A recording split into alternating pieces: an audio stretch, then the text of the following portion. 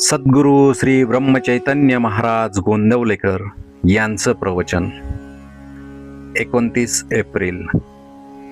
पैशाच्या आसक्तीत राहू नये. काम, वासना आणि पैसा हे दोन्ही परमार्थाला विघातक आहेत.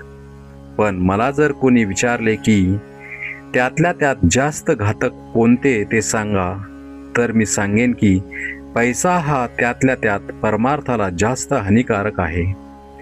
पैसा हा भगवंताची निष्ठा फार कमी करतो. भगवंताने आपल्याला पैसा दिला आहे, तो आपण सत्पात्र आहोत म्हणून का दिला आहे? यासाठी भिकाऱ्याला पैसा देताना उगीच वाद घालू नये. तसे करणे म्हणजे काही न करण्याची बुद्धी होय. एखादा त्यागी मनुष्य सर्व देईल पण स्व देणार नाही. स्व देऊन मग सर्व ठेवले तरी चालेल, पण सर्व देऊन स्व ठेवला तर ते मात्र चालणार नाही. म्हणजेच मी देतो ही भावना राहिली तर सर्वच देणे वाया जाते. मुख्य म्हणजे त्यातली वासना गेली पाहिजे, तर खरे सुख लागते. देह हा पाया धरून त्यावर इमारत बांधू लागतो, तर इमारत पक्की कशी होणार? मी माझा देह म्हणतो, पण ताप येणे न येणे, इजा होणे न होणे हे आपल्या हातात आहे का? मी माझे रक्षण करीन असे म्हणतो, पण वाटेत ठेच लागून पडल्यावर लोकांनी मला घरी आणावे लागते. म्हणजे जीवित किती परस्वाधीन आहे. देहाने कितीही कार्य केले तरी ते कळसाला नाही पोहोचणार. अभिमानाने केलेले कार्य कसे कळसाला पोहोचणार?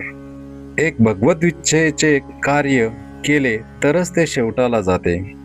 समर्थांनी देहबुद्धी नष्ट करून रामाचे अधिष्ठान ठेवून कार्य केले, म्हणून त्यांना एवढे कार्य करता आले.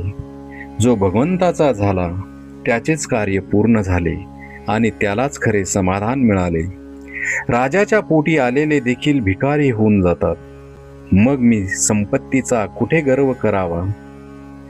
पैशाने प्रेमात बिघाड येतो आणि अगदी जवळचे नातेवाईक सुद्धा दूर होतात. मी खरे सांगतो, पैशाच्या आसक्तीत तुम्ही राहू नका. ही आसक्ती नाहीशी करण्याचा सोपा उपाय म्हणजे संत समागम हाच होय. आज खरे संतच कुठे आहेत असे आपण म्हणतो, पण आम्हाला संत भेटावा ही तळमळच खरी लागलेली नसते. संतात संतपणा दिसत नाही याचे कारण आमच्यात तळमळ नाही. सत्ययुगात जो राम होता तोच आजही आहे, पण माझा भावच कमी झाला, त्याला काय करावे? संतांना आपण खोटेपणा देतो, पण माझा भाव शुद्ध नाही हे नाही जाणत.